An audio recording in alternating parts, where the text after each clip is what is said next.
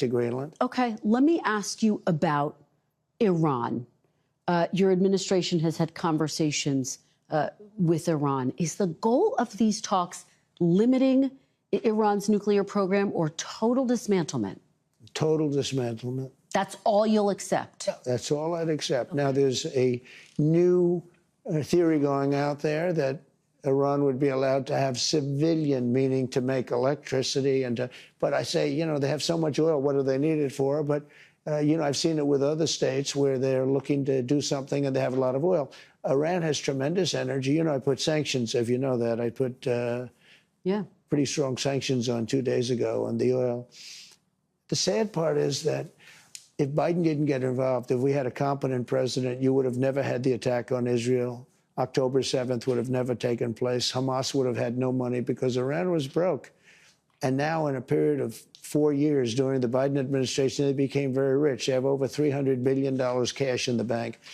And they had no money. They were ready to make a deal with me. And it's very sad. Because of this rigged election, they didn't do it. Just another thing you can mark down to a bad election. It's interesting what you're saying, though, because Secretary Rubio has said that he would accept, or the idea is there is an openness to accepting peaceful civil nuclear program. Well, that's what people, I didn't say anything contradictory. I said that people are talking about that, and this is something that's really pretty new in the dialogue. And I'd have to be, you know, my inclination is to say, what do you need that for? You have a lot of oil. So you want total dismantlement, bottom line. I think that I would be open to hearing it. You know, civilian energy, it's called. But, you know, civilian energy often leads to military wars. And we don't want to have them have a nuclear weapon. It's a very simple deal. I want Iran to be really successful, really great, really fantastic. The only thing they can't have is a nuclear weapon. Okay. If they want to be successful, that's okay. I want them to be so successful. And, you know, the Iranian people are incredible. I just don't want them to have a nuclear weapon because the world will be destroyed. Takeaway.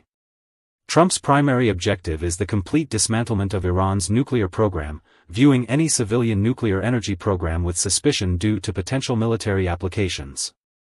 He attributes Iran's financial recovery and regional aggression to Biden's policies, while positioning himself as a tough negotiator who could have secured a deal but was thwarted by the 2020 election outcome. Analysis.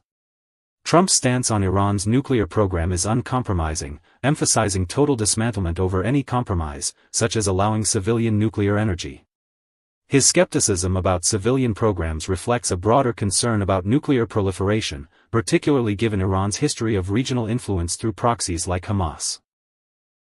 By referencing Secretary Rubio's openness to civilian programs, the interviewer highlights a potential divergence within Trump's administration, though Trump quickly dismisses any contradiction, suggesting he might consider the idea but remains highly skeptical. Trump's narrative heavily blames Biden for Iran's financial recovery, claiming Iran amassed $300 billion under Biden's watch, which he alleges funded attacks like the October 7th assault on Israel. This figure appears exaggerated, as Iran's cash reserves are estimated to be significantly lower, e.g., around $10 to $20 billion in accessible foreign reserves per recent analyses. This exaggeration serves to underscore Trump's critique of Biden's foreign policy as weak and enabling of Iran's aggression. His mention of sanctions imposed 2 days ago indicates an active policy to pressure Iran economically, consistent with his previous maximum pressure campaign. The reference to a rigged election as the reason a deal with Iran fell through is a recurring theme in the interview, used here to explain why his earlier negotiations didn't materialize. This claim lacks substantiation, as no evidence supports the assertion that Iran was on the verge of a deal in 2020.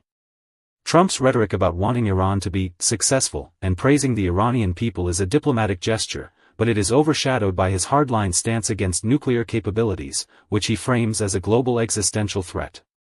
The interviewer's probing about Rubio's position suggests an attempt to expose potential policy inconsistencies, but Trump's deflection indicates he is wary of committing to a softer stance publicly.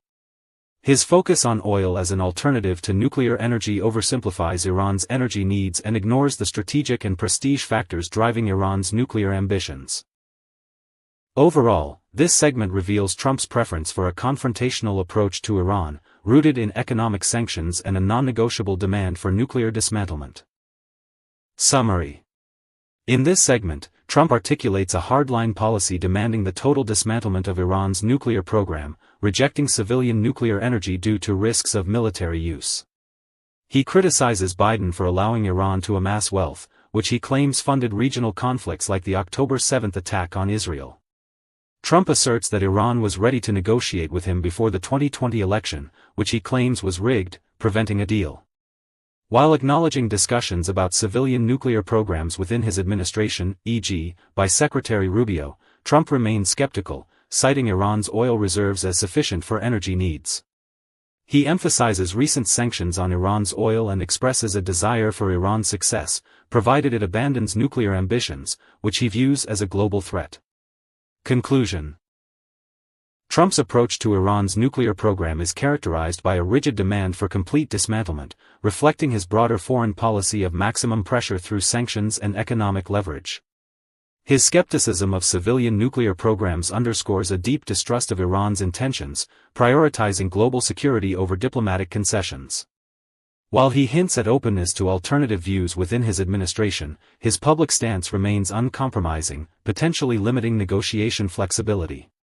The segment also highlights Trump's tendency to attribute foreign policy setbacks to domestic political grievances, such as the 2020 election, which may complicate objective assessments of his Iran strategy.